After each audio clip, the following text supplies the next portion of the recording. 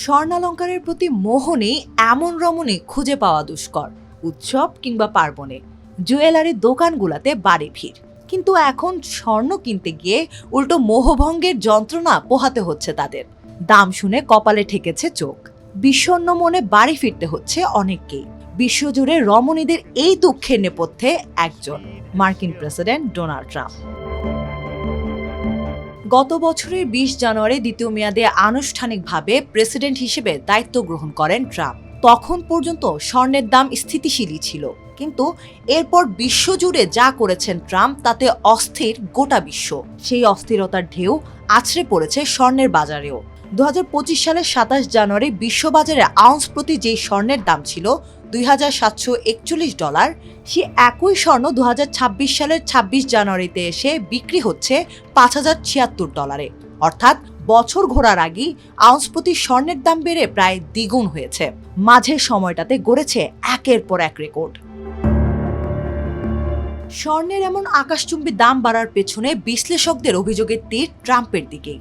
বলা হচ্ছে ট্রাম্পের কঠোর বাণিজ্য নীতি, বিশেষ করে উচ্চ শুল্ক আরোপ ও প্রতিনিয়ত শুল্কের হুমকি, ভেনেজুয়েলার প্রেসিডেন্টকে অপহরণ করে ভূ রাজনৈতিক অনিশ্চয়তা বাড়িয়ে দেওয়া, ইরানের বিরুদ্ধে সামরিক হুমকি ও গ্রিনল্যান্ড দখল নিয়ে ন্যাটোর সঙ্গে ক্রমবর্ধমান উত্তেজনায় অস্থির গোটা বিশ্ব। বাড়ছে মূল্যস্ফীতি, কমছে ডলারের মান। এমন আর্থিক ও ভূ রাজনৈতিক অনিশ্চয়তা বিনিয়োগকারীদের মধ্যে উদ্বেগ বাড়িয়েছে।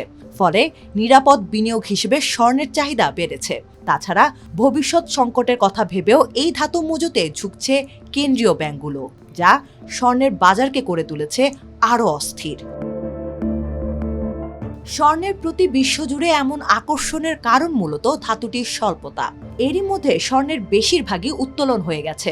ওয়ার্ল্ড গোল্ড কাউন্সিলের হিসাবে ২,১৬,২৬৫ টন স্বর্ণ ইতোমধ্যে উত্তোলন করা হয়েছে, যা দিয়ে প্রায় ৪টি অলিম্পিক আকারের সুইমিং পুল ভরবে।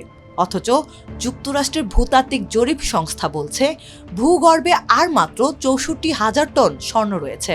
এমন বার্তার পর স্বাভাবিকভাবেই এই ধাতুর আকর্ষণ বাড়ছে বিশ্বজুড়ে।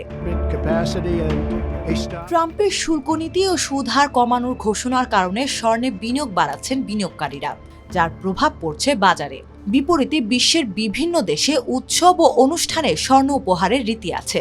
ভারত ও চীনের নাগরিকরা স্বর্ণকে সৌভাগ্যের প্রতীক হিসেবে দেখে থাকেন, ফলে ধাতুটির চাহিদা আকাশচুম্বী। কিন্তু এখন স্বর্ণ কিনতে গিয়ে হতাশ হতে হচ্ছে রমণীদের। এবার সেই রমণীদের খানিকটা স্বস্তির কথা শুনিয়েছেন মেটালস ফোকাস গবেষণা সংস্থা নিকোলাস কাভলিস। তিনি বলেন, বছরের শুরুতে স্বর্ণের দাম বাড়লেও হঠাৎ এমন কোনো ভালো খবর আসতে পারে যা বিশ্বের জন্য ইতিবাচক হবে, কিন্তু স্বর্ণের দামের জন্য সেটা ভালো নাও হতে পারে।